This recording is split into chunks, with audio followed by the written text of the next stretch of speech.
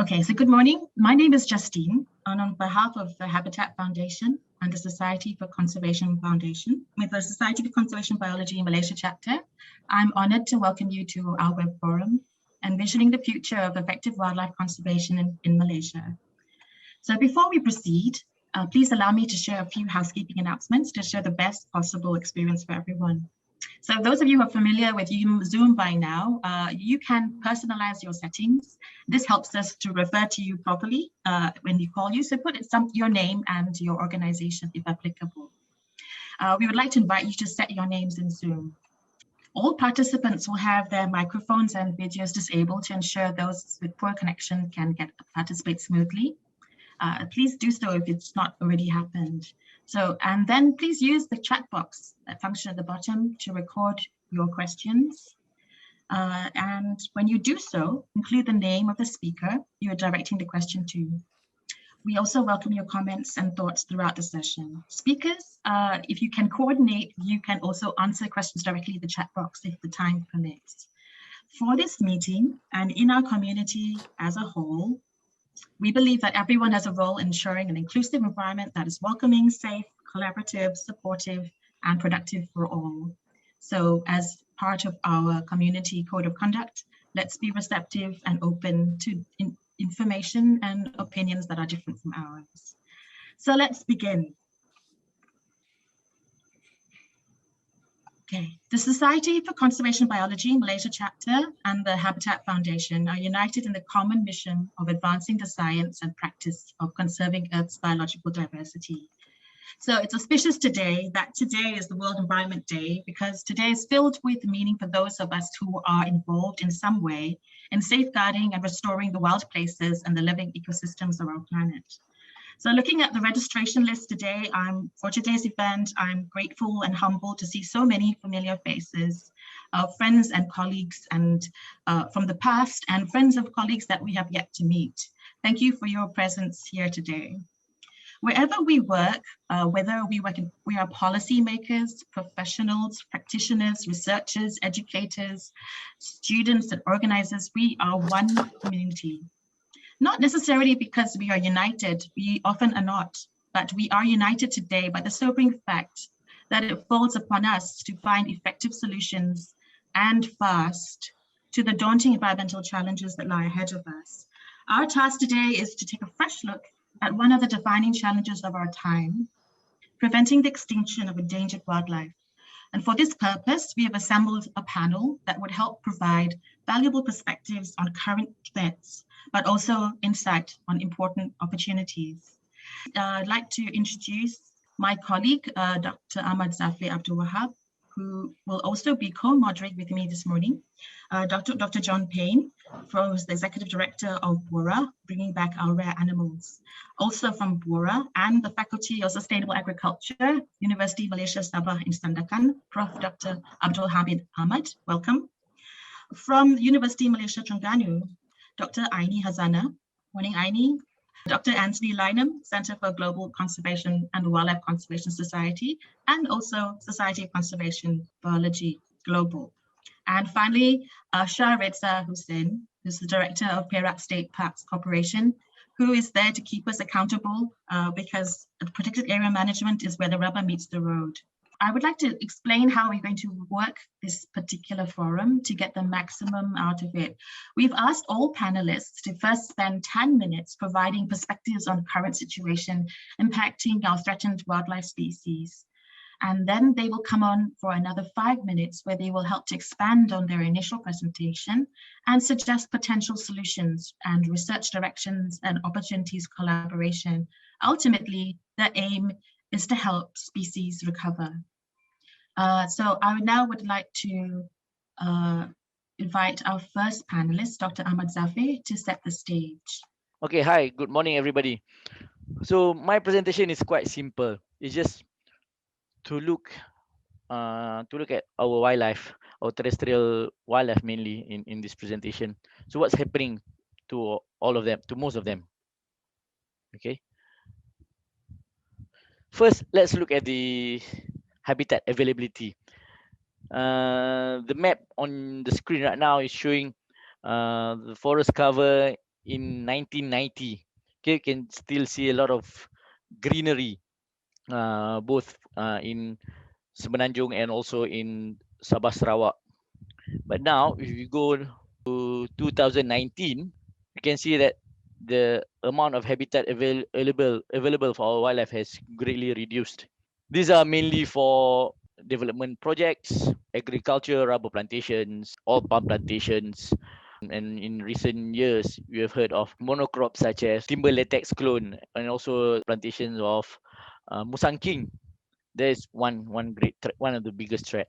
Another threat that we're also facing is poaching, either by locals and also foreigners.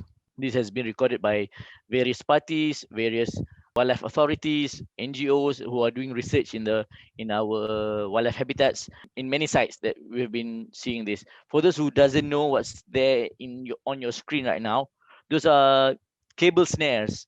They are being used by poachers to target animals that are walking along the forest trail. Okay, so now, okay, that's the threats. Now let's look at the wildlife.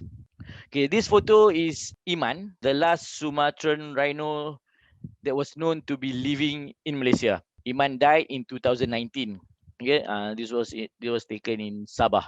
And then now let's look at the tigers. In the past, there was estimated to be around 3,000 tigers in Malaysia. Just look at the orange line, okay?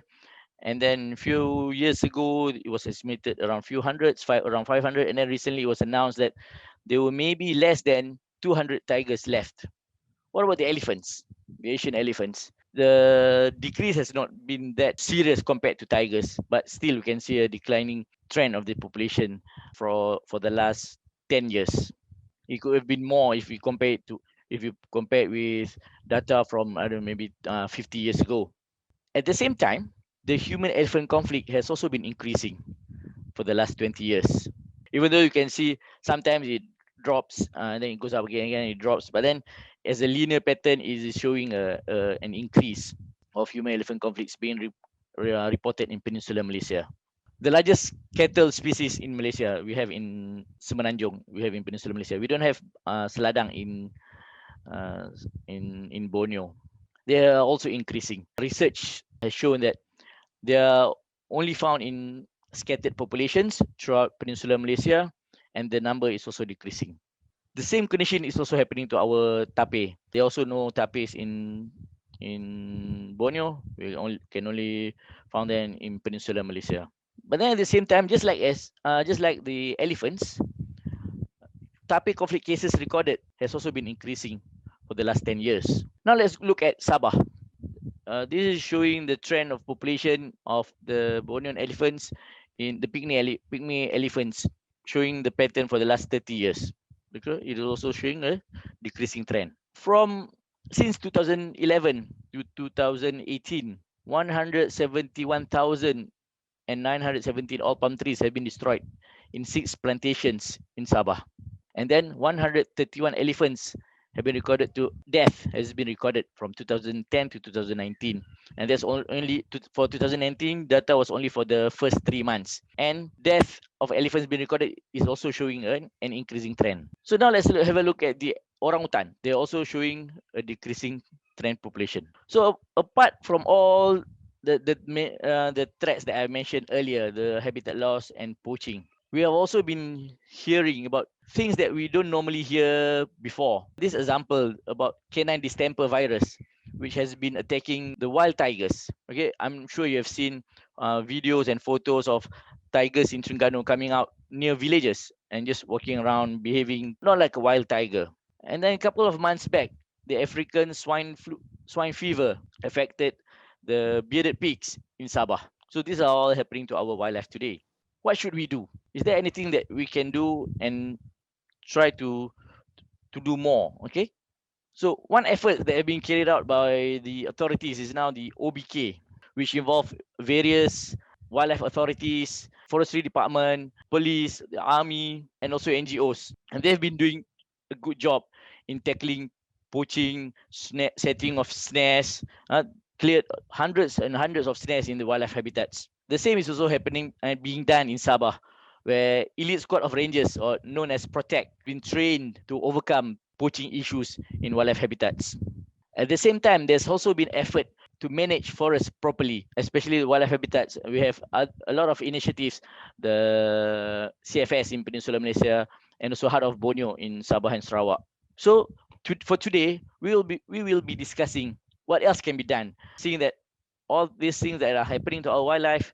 Is there any other things that can be done by everyone to ensure that we have a better future for our wildlife, for our large mammals in Malaysia?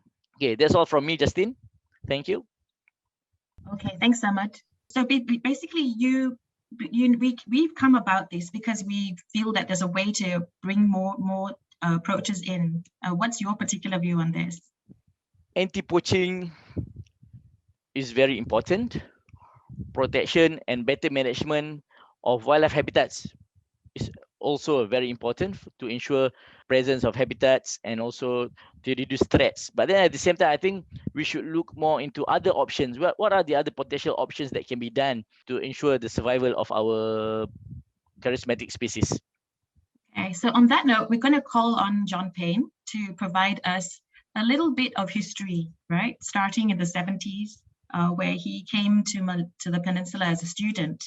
So we're going to hand over to John, and we're trying to cue your slides up for you right now. Yeah, thanks, Justine.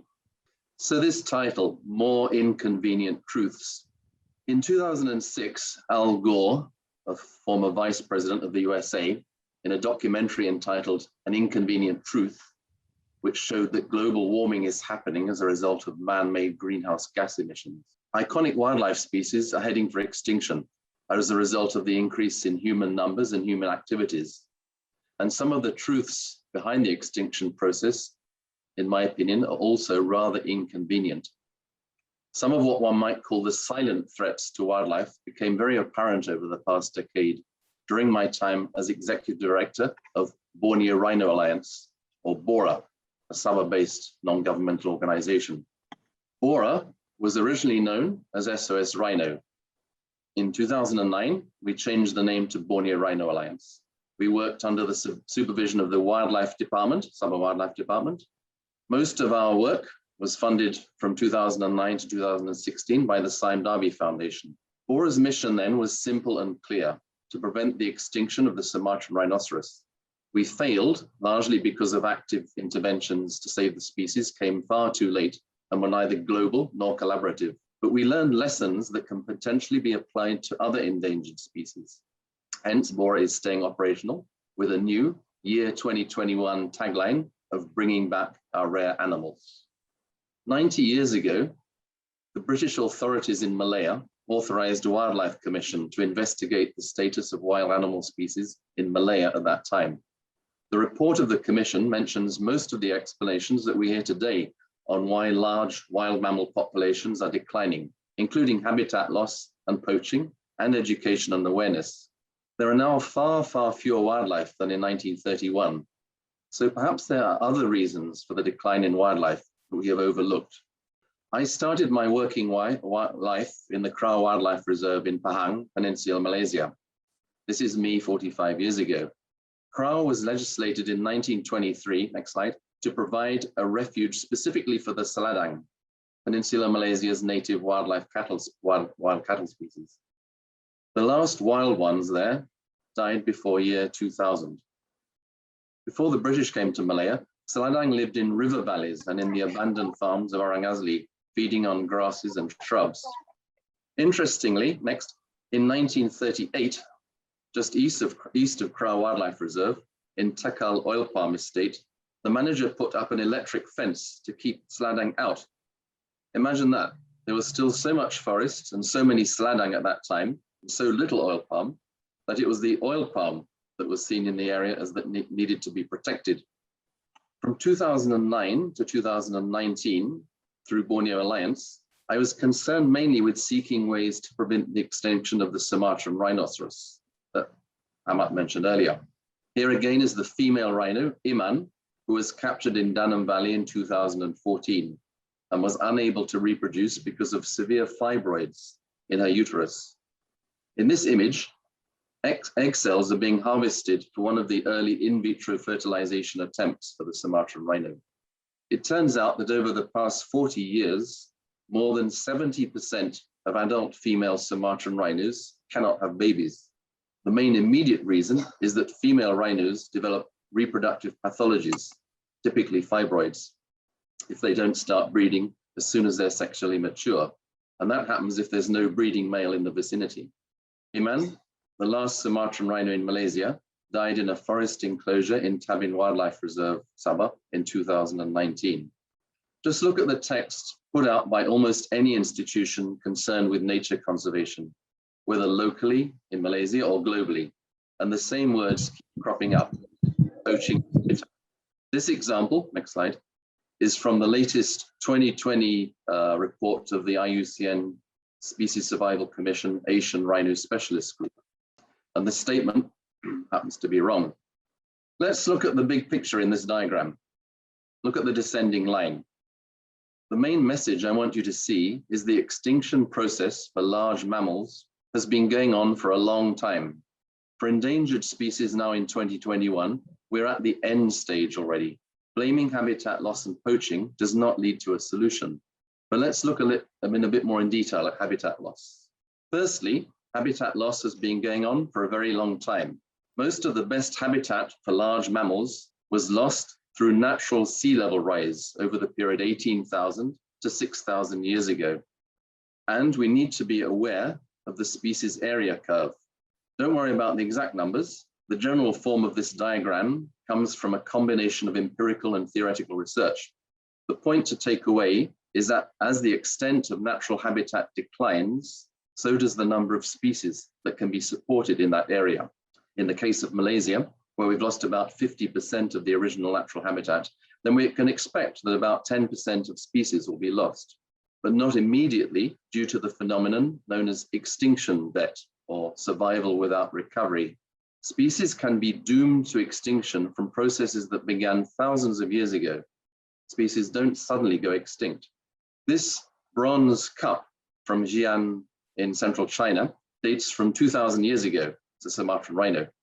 I guess the people in Xi'an at that time weren't too worried because they knew that there were still many rhinos further south, but they weren't aware of the species area curve or survival recovery without recovery, but we must be. I'll stick my neck out and say that future habitat loss is not such a big threat. The bigger threat is that most of the necessary habitat has already gone. This map is from the 1950s and shows the approximate distribution of Seladang at that time. Of course, even this is a snapshot at that time. In the 1880s, people went hunting Seladang on the outskirts of Kuala Lumpur. I need to point out one more key point. The protected areas that we have in Malaysia and globally, most parts of the world, tend to be the worst areas for large mammals.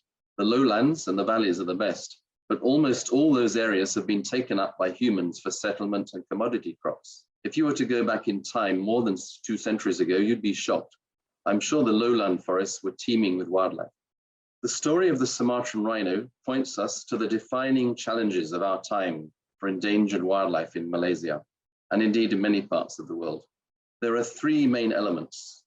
One is that the sum array of protected areas and forest reserves are too small and fragmented to be able to sustain viable reproducing populations of large mammals in the long term. Secondly, the demography and fertility of the animals in each cluster are already tending to be too abnormal and compromised to permit recovery without human interventions. And thirdly, everyone concerned with endangered wildlife needs to be aware of these issues and work together to seek and implement solutions. Together, I think we can do it. Thank you. Okay, thanks, John. I'm going to just put you on the spot now and ask you to introduce Prof. Hamid, who will be presenting the next segment. Okay, I'll do that. So Professor Dr. Abdul Hamid Ahmad, I think I've known him since he was a student in what was then University Kebangsaan Malaysia, Sabah campus around 1990. And by luck, I think he started his life in this line because in his third-year thesis in 1990, he studied wild Sumatran rhinos in Danam Valley. So cutting a long story short, he had a long stint as head of the Institute for Tropical Biology and Conservation in University Malaysia Sabah, which is where I regained contact with him 10 years ago. And he kindly came into Bora as chairman. And now, as of a year and a half ago, he's Dean of the Faculty of Sustainable Agriculture in the UMS campus in Sandakan. So over to you. Okay, thank you very much. Well, I'm very happy that we come together today to talk about things that we share, and also to see the possibility how we can work together doing this. I would like to talk about small populations and why I'll give reason why I want to talk about that. At the moment, most of the wild populations that we have are already left small populations, and if we want to do something on them to conserve them, it'll be done on these populations. The problem with small populations is that they could easily go extinct. This is because when they are in small size, there will be a lower probability of reproduction on each of them. This is understandable because reproduction events in animals is a matter of probability. Let's give ourselves a small population that live in a poor habitat. When we have a poor habitat, there will be negative impacts on the demography. It'll negatively impact the age structure, the sex ratio, and also the fecundity of each animal in that population. For example, there could be many old individuals in that population. This is as a result that although reproduction might happen, the recruitment did not happen because the young ones die out of poor sustenance by the mother. The mother could not produce enough milk and they die. So the young ones do not grow and we are left with old individuals. Or probably there will be more males. There are many studies in mammals showing that in bad years, in bad situations, which is not conducive for future living for that population, the females tend to produce more male calves. And also habitat quality would give negative impact to the fecundity, and they have less capacity to reproduce. And all these will point to population declines, and hence small population will go extinct much easier. This is on, and then we have other threats on top of this, like poaching and disasters, fire, flood, drought, diseases, and all of these acting together, pushing small populations quickly into extinction. Now, what happened at the genetic levels? When we have a large population size, understandably, there is a larger gene pool. Species that have large population size will be more resilient to changes in the environment. They are more adaptable, and this explains why some species live longer and still occur until today than the others that have gone extinct. In small populations, because of the loss of genetic material with the death of animals, and that those animals could only give 50% of the genetic material to the offspring or to the next generation, eventually that population will concentrate similar genetic information because of inbreeding. They will have very small gene pool and get smaller still, and they quickly become less resilient. This is the point when they reach the population bottleneck or genetic bottleneck. And in this event, if the situation suddenly become conducive for breeding, they will breed at maximum capacity. They will then increase the population size, and that will more or less save that population from extinction. But we must remember that the gene pool cannot be made larger. But at the same time, they can be pushed into extinction quickly because of some other factors. If it is within our control and we want to see an increase in population size for small populations, we must increase the population size very quickly, in that we would like to take them out of the population bottleneck as quickly as possible by boosting birth rates with close control and monitoring. And many of these could be done easier in ex situ condition. I'll give you an example about a small population. Sabah is the only state in Malaysia that harbors the banteng. In our case, we have the Bornean banteng.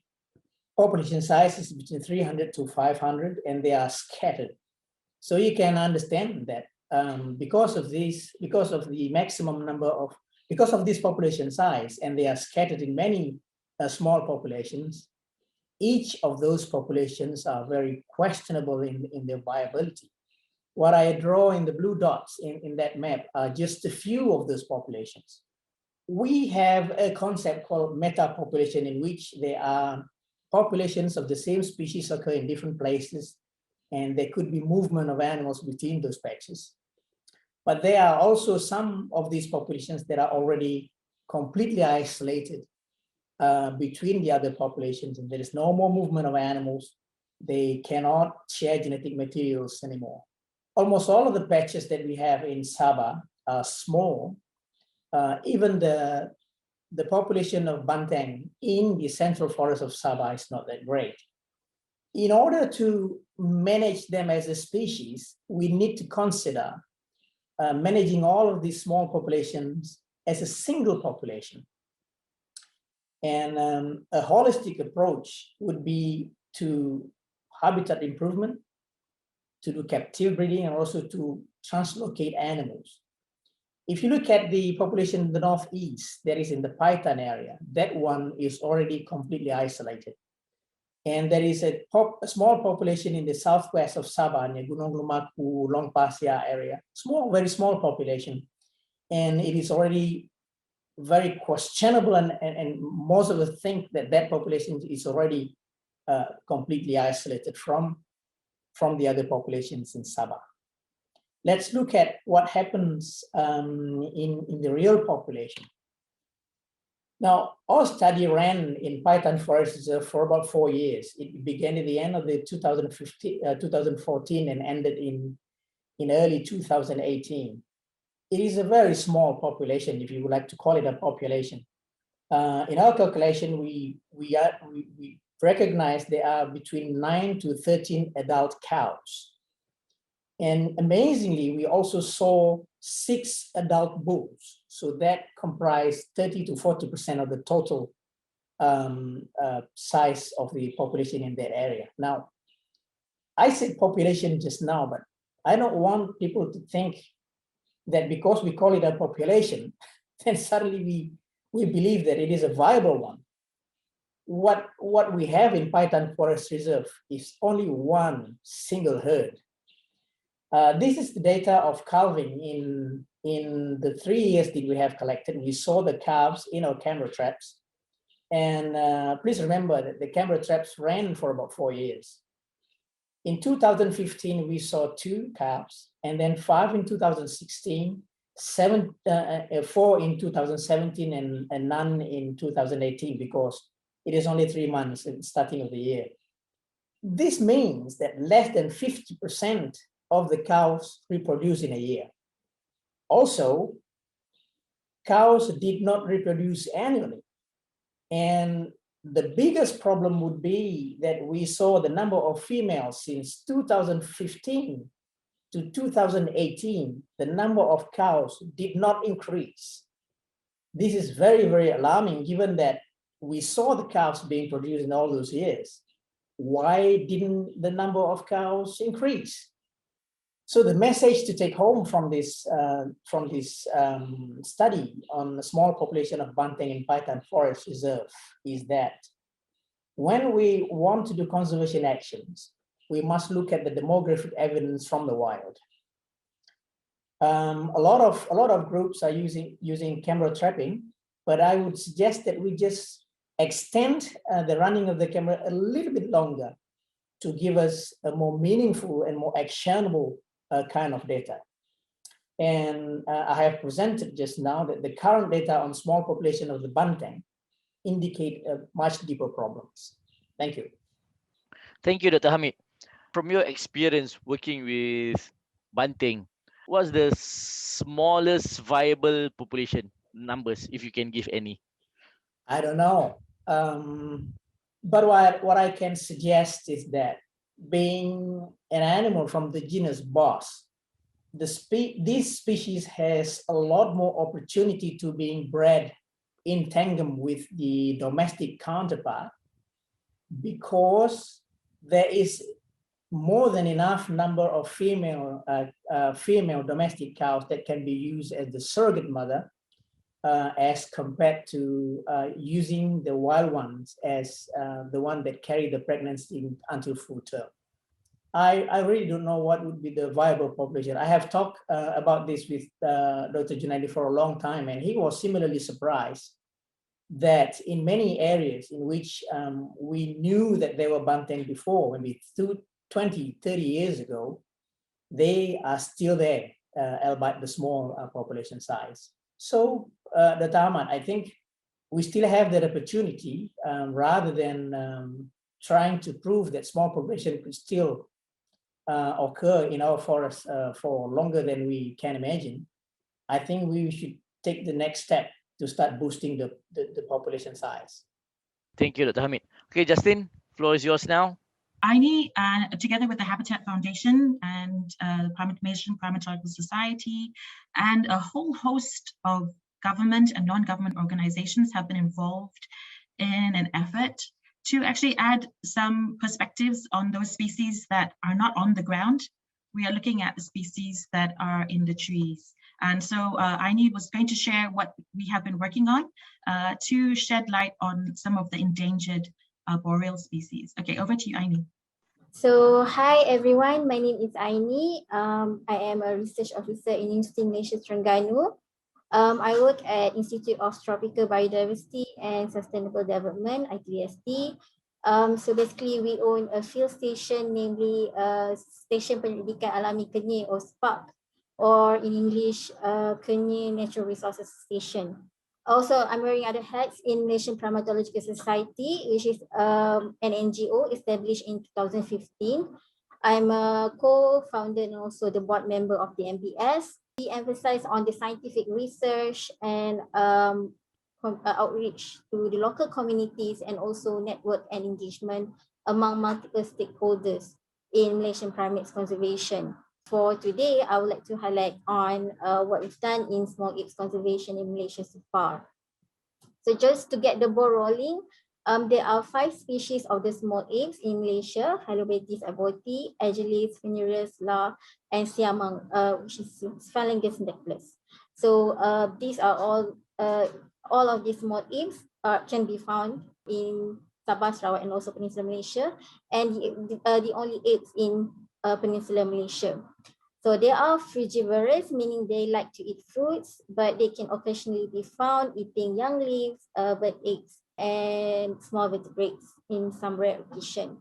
And they're also very much arboreal, meaning that they depend on the trees. They have longer arms, which can help them to move and branchiate among one tree to another. So in Peninsula, so overall, gibbons can be found in other countries from the South Asia, from Laos, Myanmar, Bangladesh, Indonesia, and also Malaysia. In Peninsula Malaysia, there are 3 species. Halobates agilis can be found in the northern part of Peninsula Malaysia, but some of the original population is already converted to the agricultural areas. But whenever that we can find agilis, basically we cannot find Halobates lar or the white-handed gibbons. But Halobates lar can mostly be found in peninsular part of Malaysia, and also Siamang also mostly can be found in the middle of Peninsular Malaysia. The East Malaysia comprise 2 species, Halobates Phaneris and aborti. So in Sabah, we can find Phaneris in Kinabatangan and also foraging in the forest area in plantation. According to some data, and also in Sarawak, and Phaneris can be found in the totally protected areas such as Batang Ai, Lanjak and Timau, and other totally protected areas. And the aborti itself, one of the species, can also be found in Semunjam and also Tanjung Datu Wildlife Sanctuary. What could have caused impact on small apes? Sadly, all of these 5 species are endangered according to the IUCN Red List. They are very much depending on trees, so habitat loss and land conversion and degradation and fragmentation very much impacted these small apes. And in some parts of in China, for example, 99% of the habitats have already defragmented. So the habitat of the gibbons have already lost. They are also being hunted for food and also local medicine. And also across the Southeast Asia, gibbons being hunted for the illegal pet trade. So what happened is that the young individuals hunted and can be sold as pets, but whenever that they want to target the young or the babies of the small apes, they have to shoot the mother as well. So in the end, what's come to us that both mother and infant are being sacrificed in this whole processes. So that also leading to the population decline. I understand that lack of communication as well leading to this population decline because lack of information. For example, the Hainan crested gibbon, we just found out about the species, but there's less of 30 individuals. They do vocalization to mark their territory. Adults, male and adults, female, they sing on different component of the song. So I'm actually about to showcase the sound of the siamang, which it can be heard up to 2 miles in the dense tropical forest. So siamang is, I can say that the most loudest mammal on Earth because they have the throat sac that can help on the song projection. So they are also monogamous, but they don't have like one partner for all time. They are serial monogamous, meaning that they have one partner at a time. In a rare situation, they have more than one partner at a time. So for the next question on the population viability and what can we tell from the sound of the small apes. Small apes have long lifespan, so they are substantial time lags between when they experience and before they experience an ecological insult or when we face the population decline. So one pair of adult small apes may hold a territory for 20 or 30 years without successfully breeding. So studies from other landscapes show that where habitats conditions are poor, small apes may persist, but they may have very low productive success. So groups may have infants, but infants and young individual of the small apes, they have high mortality rate. We can say that you can hear the sound of the gibbon and you can see like maybe a pair of the gibbon in a population, but that cannot tell that the population is stable itself. So population in low quality habitats may be demographic things, what called the condition, which are populated mostly by migrants from healthier habitat. So when habitats are fragmented, small population may not persist. We can say that we found some situation where or smaller small apes can be found in selective log forests, but there are not much being told about the siamangs. So that's the motivation on what we are working on, which is the IUCN action plan, so that we want to know about what's going on the small apes conservation, small apes current condition. Something that I would like to present on the next session. I'm going to call upon our next speaker straight away. It's a pleasure to welcome Tony. And Tony, I'm just going to let you jump in, but we asked Tony to join us today because we are very much preoccupied with what's happening in Malaysia, but there is a bigger picture of conservation efforts and research efforts that are going on in the region. And that just does give us some cause for optimism. There are breakthroughs, and it would do well to be able to share it in the network and regionally to learn from them. So Tony, I'll bring it over to you now. Well, good morning, everyone, and thank you to the Habitat Foundation and SCB Malaysia for inviting me to speak today. We've heard about various drivers of wildlife extinctions in the session today. We've heard about the problems of small populations. We've heard about the problem of loss of intact forest and corridors. And my presentation today is going to focus on the importance of area-based conservation and how well-managed, protected and conserved areas are important for preventing extinctions and for recovering our wildlife populations. So I want to discuss how integrated conservation technologies such as SMART can be important tools for supporting rangers and other frontline staff and for ensuring the effective management of our protected and conserved areas. And I'm going to bring some examples from around the region to support my premise that management effectiveness is really important. So let me start by saying that the Sustainable Development Goals provide a set of really important targets ranging from poverty reduction through environmental protection to peace, justice, and strong institutions that can help guide our work over the next few decades. People are dependent on nature's contribution for a wide range of services that are essential to maintaining human well-being. And in a report just released earlier this week, we've learned how the designation and effective management of protected and conserved areas can benefit sustainable development and how they play a key role in delivering the Sustainable Development Goals. So area-based conservation, protected areas and other effective area-based conservation measures and similar management strategies are the single most powerful tool available to conserve biodiversity and to deliver Sustainable Development Goal number 15. In recent years, there's been a surge in the creation of protected areas around the world, and this has been spurred on by the Aichi targets. However, to succeed, we need to have not just new and existing protected areas on land and sea, but we have to have those areas effectively managed. And that's not yet occurring in many cases. Often small teams of rangers and managers are understaffed, they're poorly equipped, they don't have basic information on the damaging activities that are happening. So these are some of the targets for our protected areas that can lead us to sustainable development. Now on the sea, marine protected areas play a critical role in delivering the biodiversity elements of Sustainable Development Goal number 14.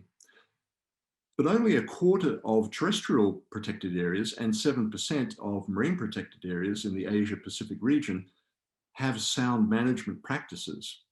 So there is a need to improve the management effectiveness of our protected areas from the front lines all the way through to national and international authorities. So I'm going to talk today about the spatial monitoring and reporting tool. And some of you may have heard of this. This is an approach to improving the way that we manage our protected areas. And it's much more than just software. It's a partnership, it's technology, it's services, and it's standards. And the mission of SMART is to improve protected areas and their management effectiveness by empowering practitioners with the technology, services, and skills to better use available resources.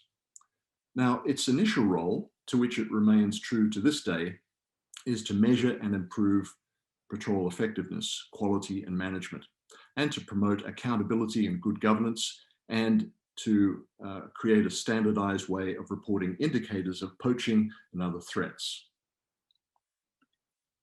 So SMART has actually evolved as a holistic protected area management system, including mobile, desktop, and online platforms. SMART modules fully support the adaptive management cycle, and SMART is the only solution that integrates robust analysis with intelligence gathering capabilities, enables comprehensive planning as a foundation of patrolling, and all of this is supported by a powerful ecological monitoring module and across-the-board reporting capabilities that feed back into the management cycle. So the basic features of SMART, it's a relational database with powerful query and summary functions, easy data entry, integration with GPS and mobile devices, built-in mapping and spatial analysis linked to queries, automated analysis and reporting, and straightforward information sharing. So typically, SMART is used as a law enforcement monitoring tool for measuring performance of patrol efforts and documenting the results of patrols and other protection activities. But its flexibility and functionality have allowed it to be used much more broadly. So SMART is central to adaptive management. And adaptive management is shown in this cycle here.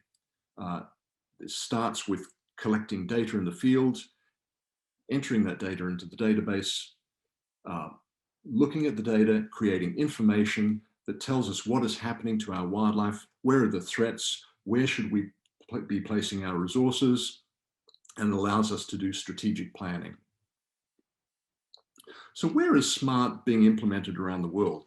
Well, currently, SMART is implemented at more than 850 sites in 65 countries, and more than 17 countries have decided to adopt SMART as a tool for managing information in their protected areas. And one of those countries, of course, is Malaysia. And I'd like to thank my colleagues from the WCS Malaysia program for providing the information that you see here in this slide. SMART is used in Malaysia for monitoring poaching activities and recording species of interest. It's used by the Department of Wildlife and National Parks and by NGOs such as WWF, MyCat, Panthera, and WCS. In the Enderompen landscape, SMART is used to record illegal activities recorded during patrols, not only within the forested area, but also outside the core wildlife habitat. And by recording the elephant signs during plantation boundary mapping surveys, WCS has been able to provide information on ways to mitigate conflicts and to produce maps that contain elephant presence and land use. And in Enderompen, SMART data is used to guide patrol planning, and this has led to improvements in the way wildlife is being managed, and it's helped to stabilize the tiger population within that landscape. Now, looking to other countries, there are more than 100 tiger sites, tiger conservation sites globally, that are currently using SMART as a tool for monitoring law enforcement. And one of those sites is, one of those countries is the Russian Far East. So SMART has been implemented since 2011. It's actually been going for more than a decade now in Primorsky Krai in the Russian Far East. In that time, SMART has been implemented in a number of sites, and in the initial sites, the implementation of SMART resulted in increased patrol efforts and effectiveness. Patrol efforts increased by threefold. The catch per unit effort in terms of reductions in threats to tigers increased, and there were changes in the species, the target species, including increased and stabilized tiger population at each site. SMART has been since introduced to nearly all of the protected areas with tigers in the Russian Far East. So this is a great success story for Russia and for tigers. Now, looking closer to home now, in the Philippines, SMART has been established by the Department of Environment and Natural Resources as a tool for monitoring forest quality across more than 220 sites in 13 regions in that country. There are 3,000 people collecting data. These data collectors are organized into barangay or patrol teams.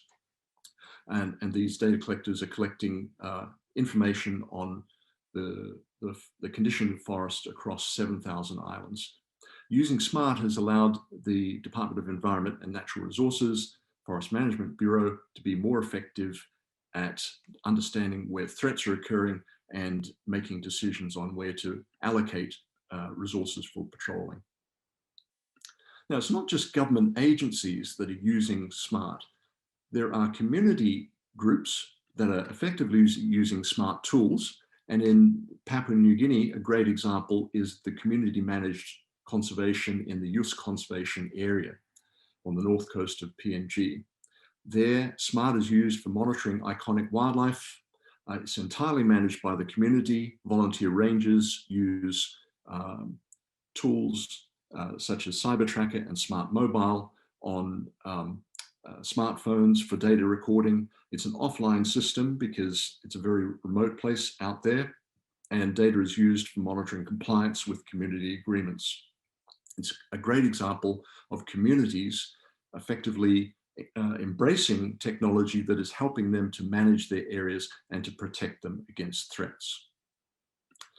And my last case study is a marine protected area, and increasingly SMART is being used to help to manage protected areas on the sea. And in Cambodia, the first marine protected area employed SMART starting about 4 or 5 years ago. Patrols are conducted jointly by community volunteers and by government officers.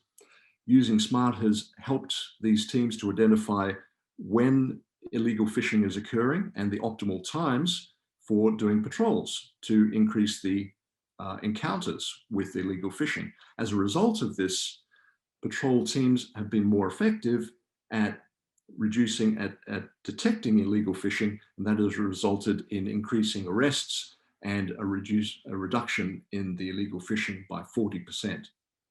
So a great example of how SMART has been used as a tool for reducing threats. So the ingredients for successful area-based conservation, here's some of them. First of all, we need to have institutional support for evidence-based approaches for management.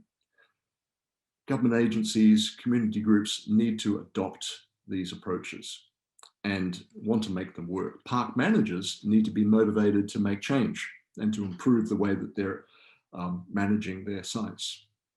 Rangers need to be trained and they need to be inspired to work towards achieving targets that can be measured using the SMART approach. And communities need to be engaged and they need to be involved in contributing to the collection of data that tells us what is happening to their wildlife and what is happening in terms of the distribution of threats. And of course, there needs to be investments in training and equipment and funding. So just to thank many organizations for their support in developing the SMART tools. And that's all I have for now. Okay, thank you so much. Invited next is, of course, Shah, and we're going to talk about where the rubber meets the road, right? The protected area manager is on the front line, not merely of trying to conserve biodiversity, but everything at once, right?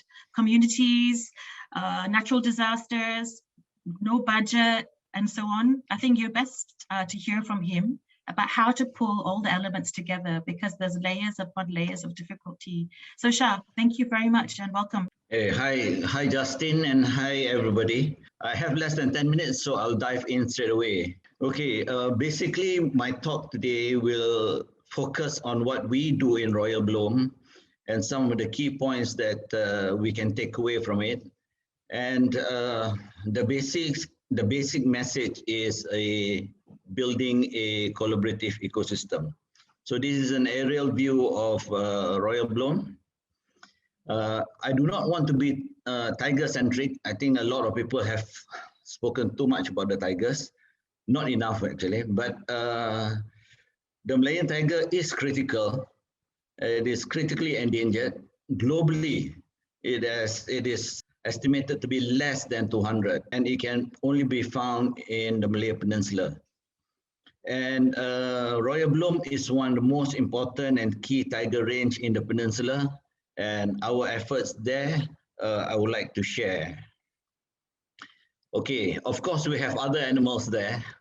We still have a viable pool of sladang, of which we are working with Bora on doing something on the sladang. Okay, the biggest threat in Royal Bloom is wildlife poaching. This is a cable snare. And in order to do that, we have strengthened our patrolling, and that is done through collaborative effort. We have advanced training from Pantera, we have trainers from WWF and also from the Wildlife Department assisting us in our efforts to upgrade, upskill, and have better technology, including the usage of smart technology in Royal Bloom. Another key important factor in our work is to bring in the local indigenous Orang Asli. In Royal Bloom, we have the Jahai Orang Asli, and we have formed a special group called the Menrak. Menrak means people in their local language, and they have taken into community-based conservation to protect our wildlife. Okay, this is in 2020. You can see the Smart Patrol report of the areas that we have done. Okay, and the result of this work is translated into this. For years, every year, hundreds and hundreds of snares are being found in Royal Bloom.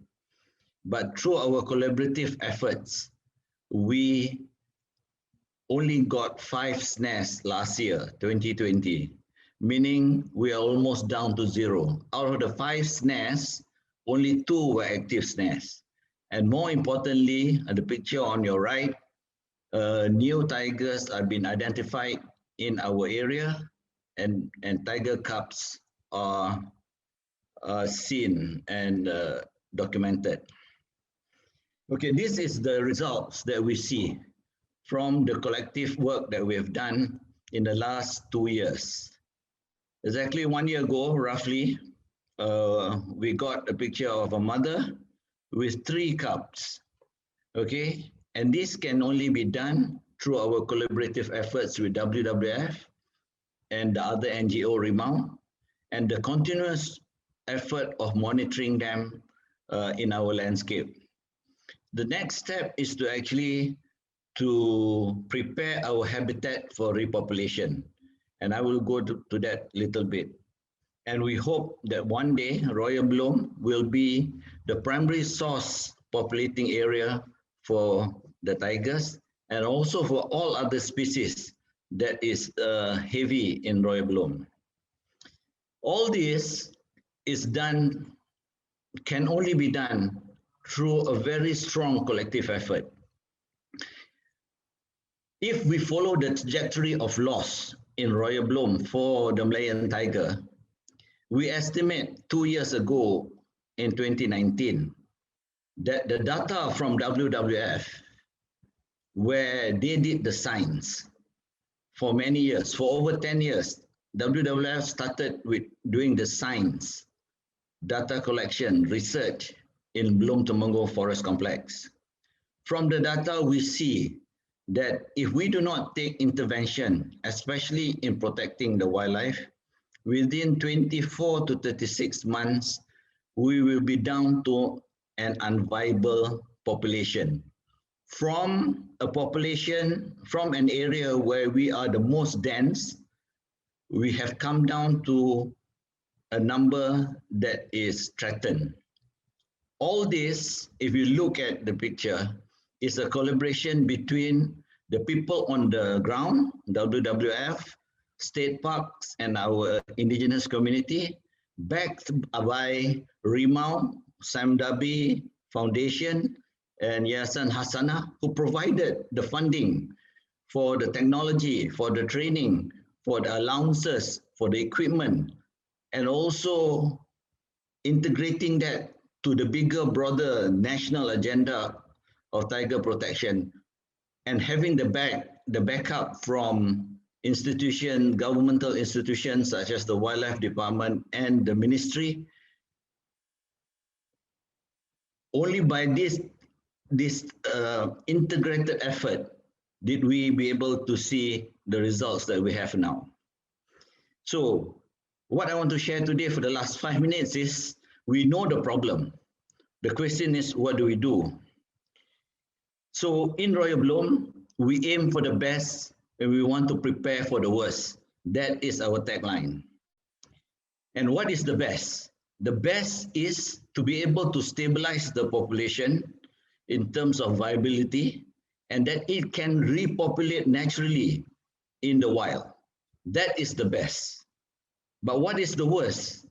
The worst is the trajectory continues, the population decline continues, and the populations become unviable. It cannot repopulate, as explained by John and Dr. Hamid just now, and it will go self-extinct. So what do we need to do? For the best case scenario, when we aim high, there are 3 basic components that we have to look at. The protection must be there, the animals must be safe, their food, their sustenance must be there, they must have adequate food in order to sustain themselves and have the strength to breed. And number 3, their habitat must be protected. And it has to have the kind of size and the kind of size for the individual animals to be able to roam and breed. What do we need for safety and threat? We need the patrolling, we need people, we need technical knowledge, we need skills, we need systems, we need equipment. We also need the science, we need the data. Importantly, we also need the funding. For food, what do we need to do? We have to enrich. If the habitat is poor, we need to enrich it. We have to look at the optimal prey. We have to look at the quantity. We have to look at locality, and we have to monitor. And all this needs scientific data. We have to be data driven. Habitat, we need to know the suitability, the range, the connectivity, and everything else. Hang on, I've just got to reduce this. Okay, so once the habitat, the protection, the food, the habitat is ready, we can see from our experience that breeding can occur.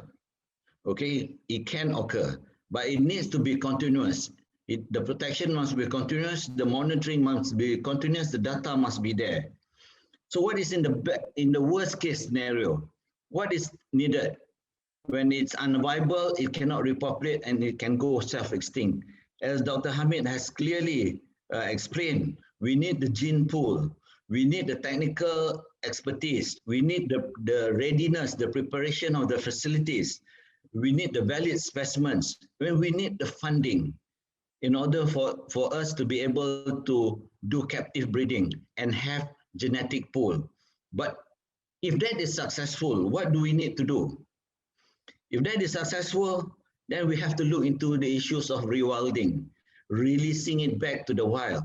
Because what we need are population in the wild. We just don't want numbers, but we want population in the wild. So rewilding means going back to the habitat, and going back to habitat means we need it to be protected. It has to have sufficient food, and it has to have the range that it requires. So this is a very busy slide, but carrying on from what we spoke earlier, what are the resources that we need? If you can look at the slides, there's a lot of resource: people, expertise, the science, the analytics, the facilities, the technology, the training. And what is the work that we need to do? The research, the patrolling, the planning, the monitoring, the site preparation, the work plan, the breeding. There's so much things to do. So what is the conclusion of all this? There is too much to do, too many fields involved, and I'll go to a bigger screen. No one entity can undertake this task. There is no one solution. It has to be integrated. There is no one generic solution. Everything must be science-based. It has to be evidence-based. It has to be data-driven so that we do not waste our resources. There must be foot soldiers. There must be people doing the dirty work. We have to have the law, the legislation, the mandate. We have to have the system. So, bottom line is we must collaborate, and we must build the condition, the ecosystem that collaboration comes in place. So the key message I want to send out today for the future of our wildlife, we must develop an ecosystem that is collaborative. Don't talk about doing impactful work when we don't have money to do it. We need laws to be able to back what we do. So we need to look at government agencies, we need to look at private sector, we need to look at so many collaborative partners, but the ecosystem for this collaboration has not been developed and it's not been looked at very well. At this point, I would like to say that we have to learn from outside.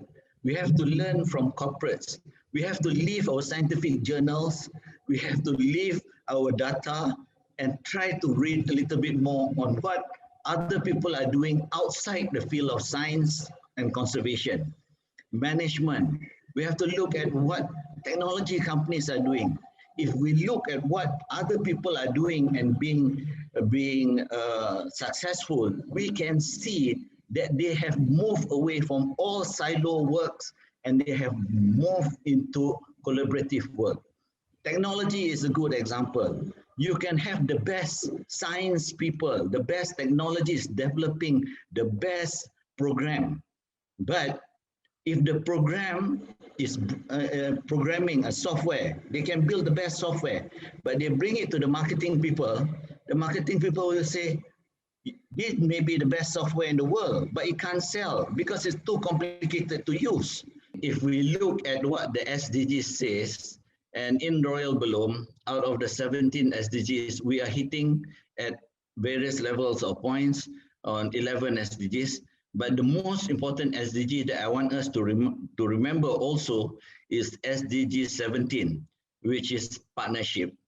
So with that, I shall stop my presentation and look forward towards the questions if there is any.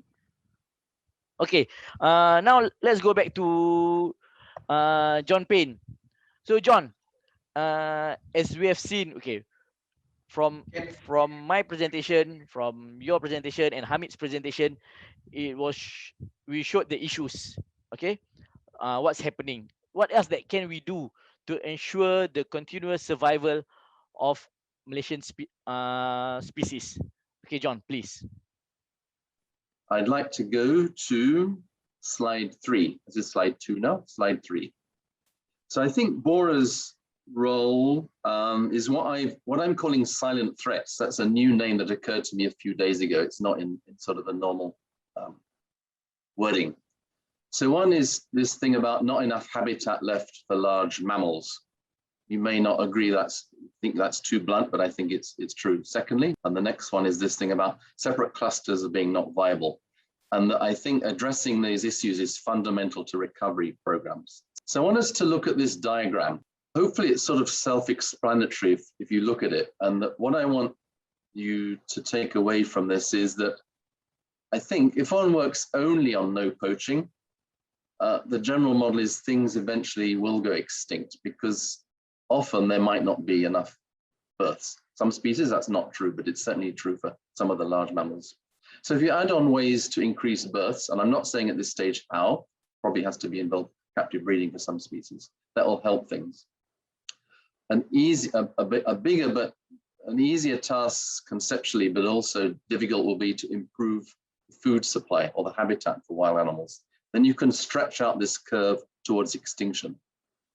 In the longer term, Dr. Hamid alluded to improving genetic diversity. We tend to not to let this slip by because the effects are not obvious now. They might be obvious 100 years from now.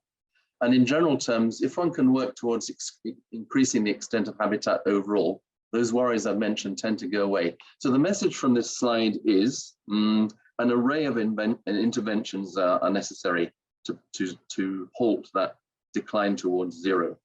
But what I'd like to encourage people to do if they can is to join the part 2 of this webinar, which is hosted more from Bora's side this evening at 8 o'clock, where we're going to go into some of these things that Bora is doing.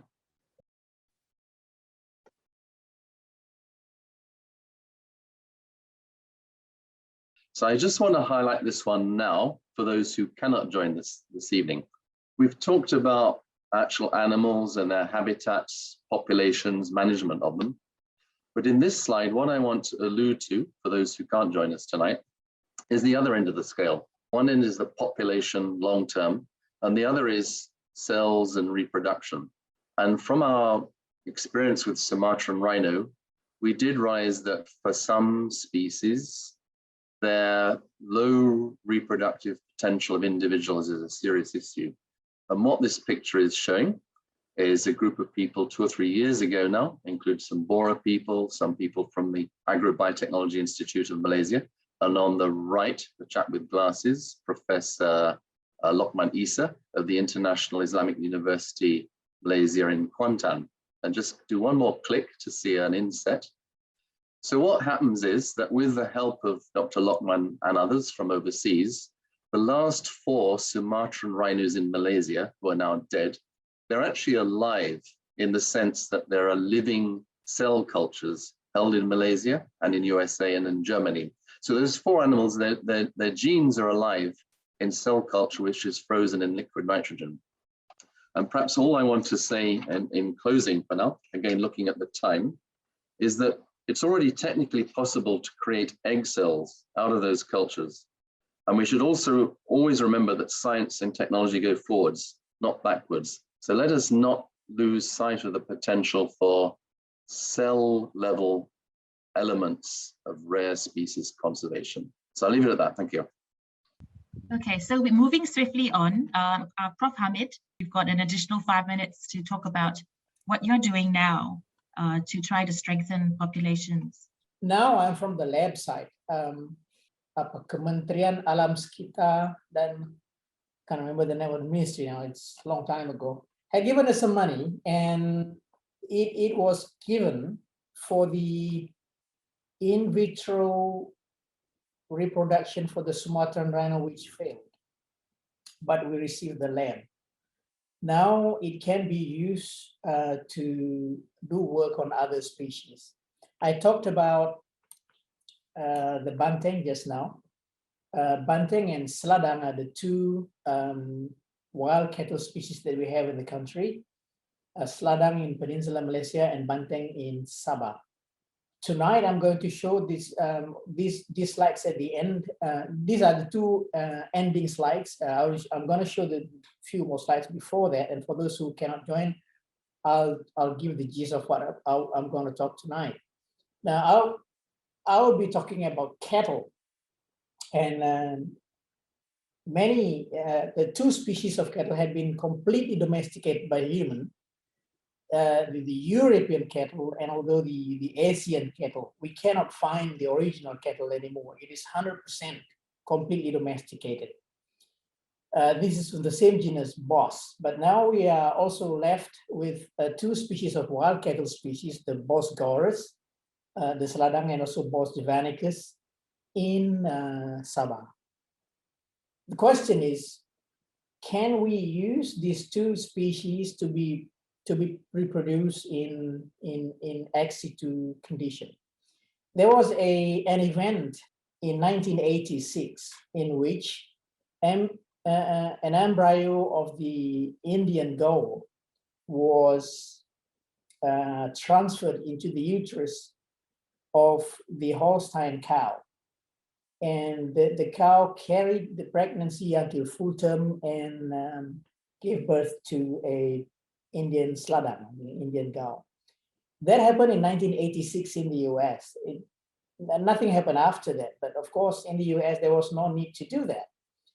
And in India, there is no problem about the reproduction of the species of the goat there being threatened. We are having that problem. And we know that goat and cattle can interbreed, producing calves. It happened within Malaysia in around 2000. Can't remember now when was that. So there is an opportunity to do that in Malaysia by using the facility that we have by targeting these 2 species. Looking at the chromosome number, the 2N chromosome number for the goat is 56. Banteng is 60 and domestic cattle is 60. So we have some opportunities there. How are we going to do it? This is basically what is being done in the cattle industry. Whenever we have a quality animals, the bulls and the cow, produce embryos from them, produce many embryos from them, and then each of the embryos be transferred into a surrogate mother. And after some time, they will produce calves. And these calves are 100% from the same parents. But we are actually multiplying the breeding capacity of that pair. Whenever that pair can only produce a calf in a year, but if we transfer the embryos into other females, we could the same female could produce more than 20 or 40 calves in the same year. So basically, it is something we can think about when we talk about ex situ conservation of sladang and banteng. And if we're given this opportunity, we need a small number of animals from the wild to be taken into captivity and start doing this work. At this moment, we already have sladang in captivity for a long time now, but we have none of the Bornean banteng in captivity. So something we can think about, and it is possible to do that now that we have the facility, and because we can do it. Thank you, Justin. Okay, that's excellent. Time is not our friend, so we definitely have to speed through. I want Aini just to come on very briefly. So just jump in, Aini. All right. So I'm going to proceed first for the presentation. So what's next for the currently we are coordinating an action plan for the small apes. Back to the motivation. The small apes are important seed disperser, and they are very important for forest regeneration. And because we lack information on the small apes, so that's why we have come to a decision on making this action plan. So this IUCN National Action Plan for Small Apes in Malaysia is currently coordinated by MPS, supported by IUCN and also the Habitat Foundation. And it's currently participated by representatives from the government agencies such as Perhilitan, Sarawak Forestry Corporation, Sabah Wildlife Department, and other NGOs, just to name a few, MPS, MRS, MNS, WWF, WCS, and other NGOs. And university researchers from UNIMAS, from UMT, from USM, and other universities, and also local people. We have gained information from hikers and trackers and nature guides. We've gained information like the discussion into two parts, the regional and also thematic working groups. The regional groups, the Northwest Peninsula Malaysia, Northeast, South Peninsula Malaysia, Sabah and Sarawak, and also thematic with this trade and trafficking, indigenous and disease, education, and others as stated on the slide. So these are the localities division for the Peninsula Malaysia. So our core values for the IUCN action plan, we've emphasized on the data security. We won't include any sensitive information such as GPS and all. At the same time, we also take into account on data sharing and emphasize on synthesizing and gathering the information to create the small apes conservation biological guide planning. And eventually that we want every stakeholder to take action on the conservation of small apes. We've also taken into account respect among multiple stakeholders, because I also appreciate the effort taken by the participants. We are all voluntary doing this action plan. We've managed to do by our own time and this discussion accordingly. So we've started discussing virtually because of the pandemic. We started an inception meeting in 22nd September 2020. Along the way from the October 2020 until this month, we've currently on the final part of the discussion where we want to discuss on the budgets of proposed activities. Hopefully by the end of this year, in August, we can produce the final proof for the action plan. So this is the screenshot of the reception workshop on the 22nd September. We've also, one of our agenda is to organize a webinar or public talk. And we have organized a webinar on the International Gibbon Day as we collaborate with the Habitat Foundation, where we have our own very local gibbonologist, Mr. Itempang, Dr. Susan Leppen, and also Dr. Lisa Ong from Nottingham University. So they talk about how gibbons are important as far as regeneration and what we can do and what we are already doing in the recent research. So IUCN action plan, what information do we need?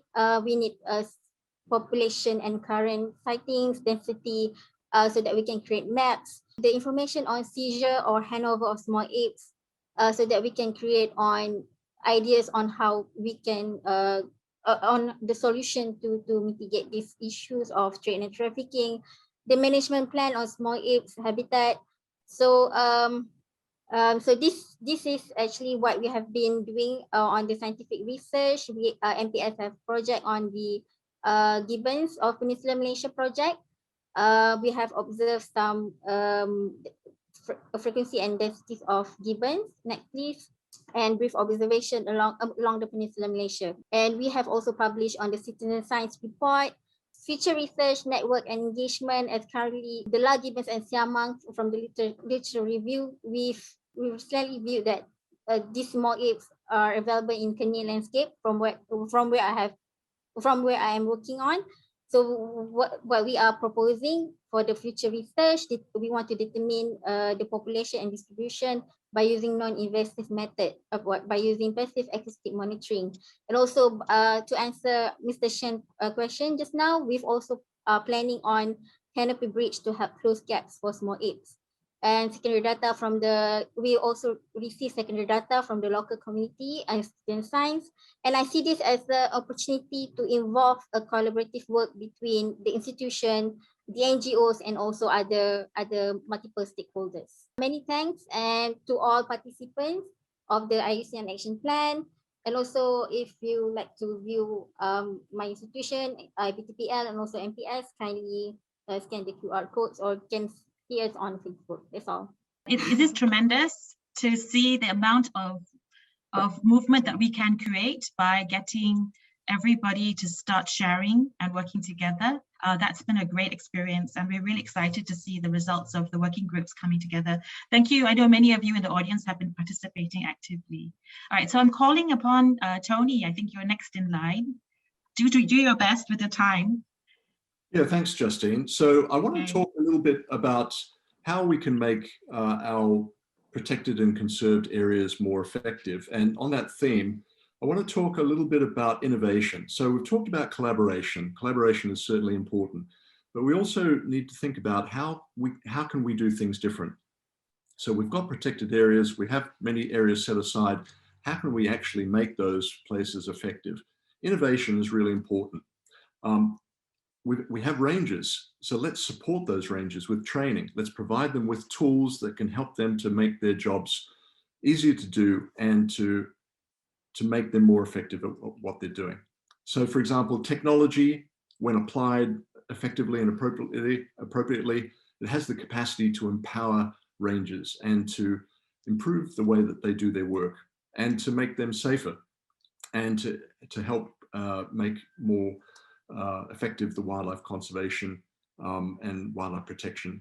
And there's a paper that we've just published on this theme. We need to support our rangers better. We also need to work with communities more effectively, and we need to find innovative ways to engage communities in conservation, to incentivize them to help with the conservation. So while many protected and conserved areas are managed by states, they're increasingly also established by Indigenous people, local communities, private individuals, trusts, companies, and religious bodies. So by engaging communities in conservation, these of the lands where they live, we can ensure that those places are protected into the future and they can contribute to delivering the SDGs. So for example, in Cambodia, there's an innovative project called ibis rice. This supports farmers who grow rice in rural areas that support endangered giant ibises. The farmers agree not to hunt and cut down nesting trees for the ibises around their rice paddies, and in return, the project helps them to sell their rice at higher market prices. This project is working through innovation and engaging communities. Another great example of engaging communities is what's happening in Thailand. Outside of the Khao Yai National Park, there is a place called Khao Pang Ma, where engaging communities in doing protection has resulted in the recovery of populations of gaur. And you can see the photograph here. They've been able to restore gaur populations by protecting the habitat, protecting the buffer zone around the park. And this has resulted in populations of gaur increasing and the habitat around the park being increasingly used by these gaurs. And this has resulted in employment. It employs local people to protect the habitat, and it's also attracted a small tourist industry Every afternoon during the dry season, it's possible to see these large herds of gaur feeding in the disturbed areas around the edge of the park. It's a great example of how we can rewild and restore populations of our large mammals through collaboration, through innovative conservation. So I'd just like to finish off by saying thank you for the invitation to be here. And if anyone is interested in learning more about the conservation, smart conservation tools and the smart approach, the information is here on this slide. We have a Twitter feed, we have a website, and here's my emails, and I'd be happy to receive your questions and comments, and I look forward to speaking more about this with you. So thank you. That's really outstanding, Tony, and very inspiring. I had asked Bernard. Yeah, very briefly. I think the future of wildlife conservation in any country, and Malaysia obviously, is got to be a much closer marriage between ex situ and in situ conservation. Tony comes from an organization, Wildlife Conservation Society, which is probably the most enlightened conservation society in the world, because it does and has married ex situ, in other words, zoos, captive breeding, and in situ national parks. Two other countries in the world had that enlightenment at some stage.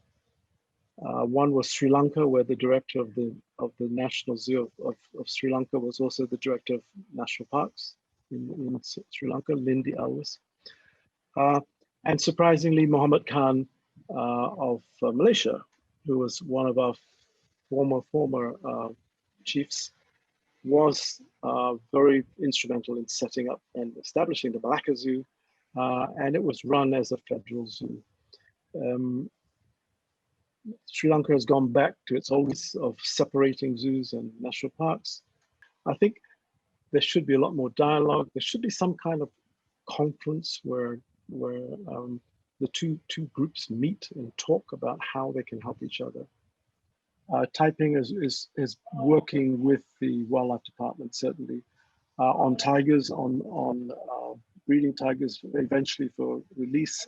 Also breeding the prey species for reintroduction into the wild, like sambar and wild boar, but also a breeding for captive breeding, so in other words, jardins and things like that. And they are certainly developing other animals like red dog, looking at sorrel, elephant, and gaur for eventual reintroduction back into the wild. So it's great to see that, but not many other zoos are actually doing anything like that in Malaysia, as far as I see. Yeah, Mr. Chinek, as a bird conservationist, yeah, we talk a lot about the larger mammals. But then I saw there was a question about birds being in isolated population. So do you want to comment anything on that? I think just by that single question alone, I think that requires a whole session. But I think generally, definitely, we have a lot of attention on large mammals, and justifiably so, and importantly so. My opinion is birds are still playing second fiddle to mammals. And where birds are concerned, you certainly still need to protect the remaining habitats, regardless whether it's for birds, for hornbills or any other forest-dependent birds. You still need the habitat. But at the same time, as we learn from lessons from mammal conservation, the rich amount of lessons that we have through this session, we can also apply for birds. There are many aspects which we have not even scratched the surface, like studying bird genetics in fragmented landscapes, and learning more about birds, threatened species of threatened birds in existing habitat. So there's a lot of work that still needs to be done, and it just needs a lot of, as I would quote from Shah, a lot of dirty work. We need to do a lot of dirty work to build that kind of body of information, just like what we have done for large mammals until to date. I would also point out that for birds, we have suffered extinction as well. But without going through the details, the most recent one would probably be milky storks. They are probably locally extinct, although they can be found in other countries like Indonesia. But for Malaysia, we have essentially lost our wild population. So in this case, what have we learned from this? Although efforts are right now trying to repopulate, but these are birds coming from the zoos.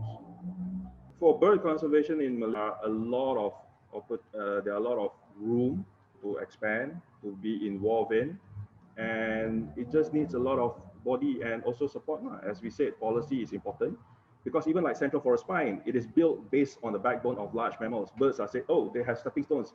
They can probably fly from one area to the other. It doesn't work that way. So we still need to look into the specificity for bird conservation in Malaysia. And you have in situ, and we need definitely ex situ also as well. Okay, thank you, Chine. Okay, now I'm going to try to get some of the questions from the chat box. Okay, there's one question from Faiz to Dr. John. What are the important criteria that have to be considered prior to the establishment of a wildlife corridor? Okay, that one I like to give some simple, clear answers and guidelines, but I can't. I'd point out a few things. So number one is, as always, what's the objective? And although I think corridor is a great idea, we should be aware of several things. One is for elephants, for example, people might not want to make corridors for elephants, but some might do. In a 30 years from now, it might become normal. Another thing, very key, is in corridors, one doesn't expect to have lots of extra new habitat for breeding populations. What one tends to expect is that it's more geared towards exchanging genes between different protected areas, which tends to mean it's dispersing young animals, recently mature, especially males. So those sort of things need to be borne in mind. Otherwise, the corridors might be good. They might add on a bit of habitat for smaller size vertebrates, but they may not fulfill what we hope for in terms of large mammals. I think I'll leave it at that. So in summary, it's going to be case specific, and think clearly of what the objectives for the corridors are. Sorry, one more final thing is, the reality of life, I think, is that it's going to be down to political options at the time the corridor is being talked about, and the views of the landowners. That needs to come in at a very early stage, rather than the technical side of restoration. Thank you. Okay, thank you, John.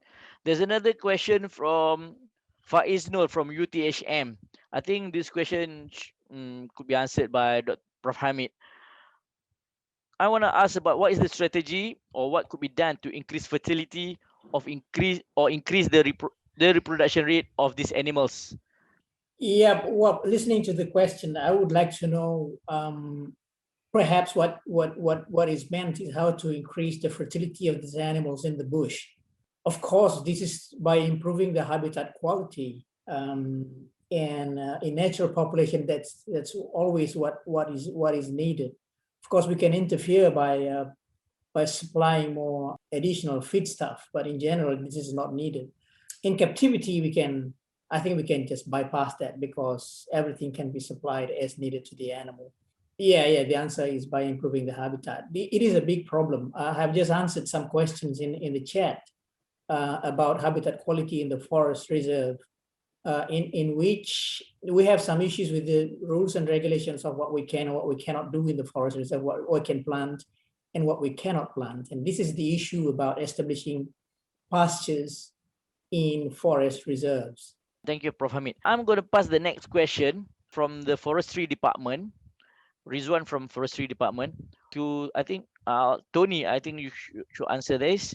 What's the actual size or hectares for conservation of keystone species? If you can share lessons learned in the region, what's the nice size of the habitats needed? It really depends upon the species, and it really depends upon how well managed the habitat is. And, as we've seen in countries like India, where they have incredible pressures on the environment, on their forests, they've still managed to maintain tigers in very small areas of habitat through good protection. So I think the question is how well we manage the land that we have. We can manage small areas effectively and we can have wildlife there. Over large areas of forest, if we manage those effectively, then we can also have wildlife in those places too. But the problem is that we are limited in the staff that we have. If we try to disperse the ranges across large areas of forest, we dilute the protection effect. And what tends to happen is large areas don't get protected effectively. So it's all about deciding and planning how we're going to focus our resources. And within the habitat that we have available, identifying where the threats are and focusing on managing those places and reducing the threats. So where are the snares occurring? Where is the encroachment occurring? Where are the conflicts with people? Focus on those places, manage those threats, and we can have wildlife. So maybe Shah, John, Hamid, you could all just chime in on what are some actionable things which seem like within the realm of possibility to A, understand this population, and B, from a conservation project manager's point of view, how to do interventions in the landscape. I would just like to say, first of all, John, myself, Dr. Zainal and Hamid are working towards looking into Seladang conservation in Royal Bloom. One reason is that we still have a sizable population. It looks healthy from our camera traps. We see cows, we see mums, we see big bulls, and from our rangers patrolling, we see the distribution is well, and we see them coming down.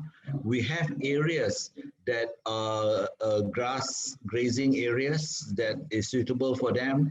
We have an idea of the areas that they would like to come down. But the bottom line for the state park is we don't have the science. So we need researchers, we need expertise like Bora and other institutions to come in. We need other partners to fund us. We need technology, we need facilities, we can't build facilities inside Royal Bloom for XC2. So we need so much things. So the bottom line is we have started work with Bora and to look into how we can be collaborative in our approach to protecting our Seladang. What I want just to end with is Royal Bloom has a large contiguous forest. Not only Royal Bloom, which is 117,500 hectares, but surrounding us is another 500,000 hectares. You're talking over 1 million acres of contiguous forest. If you put in the forest reserve, Banglang National Park, Halabala Wildlife Sanctuary into the mix, and it's contiguous. So we have the range. Probably Royal Bloom has the rich habitat, but we have to look into working with our partners in Banglang, our partners with Forestry Department, and to enrich so that our wildlife can actually roam in these large areas. So John, maybe you want to add in. I just remind ourselves, if one looks at the literature, again by old white men 100 years ago, what to do. Seladang were very much either along riversides, riverside alluvium, fertile soil, or on the abandoned ladangs of Orang Asli and Malay people as well. And crucially, those ladangs had been burned. And when the Seladang went in, they'd eat only young grass. They weren't going to eat this tall old grass. So I think it's something we need to look at, what really sustains Seladang populations. And in that context, Shah, again, stressing I've not been to Bloom yet, I tend to think those riverside, tiny little pastures, what I gather were Malay communities from decades ago, might actually tend to be crucial in giving enough food for Seladang, I'm guessing. And the challenge then might be how to make sure they get maintained and don't get overgrown by woody plants. And if there's any scope for expanding those pastures. Finally, I just add that pastures can be very small, right? I mean, a few tens of hectares in 30,000 hectares is a tiny percentage and might make all the difference. I would like to allow any of the panelists to make, if you want to add anything, if there are comments that you want to add. On the on the livestock side, the compatible partners for the cattle that we're going to use. On the livestock side, on the research and the facility side, they are ready. And training can go on to build up teams. For SLADA, of course, there are already animals in captivity and they are also in the bush. But for the bunting, we need animals to come in. We have just started to do that, and hopefully we can be successful in the near future. Collaborative work matters. I'm sure that we all have one shared goal. So let's just be in this together. Yeah, so I'd just like to encourage everyone to be positive about the environment, and there are ways that we can work together to bring back our endangered species. But we need to collaborate, we need to do innovative and new things, and we need to open our minds to new approaches for conservation, and maybe take some lessons from other places that have faced similar challenges and overcome those challenges. So hopefully my presentation today showed you the example. Actually, so Tony, since you're on the spot, I guess a large number of the people that are attending today are from the Society of Conservation Biology, which is a unique blend of people that work as professionals as well as practitioners from straddling government, NGOs, and institutions. What are some of the ways in which we can start directly matching, in an era of scarce resources, getting people to study the important things that would lead into active and important application? Yeah, I think that policy-focused research is important. So what are the issues? What are the key problems facing our wildlife?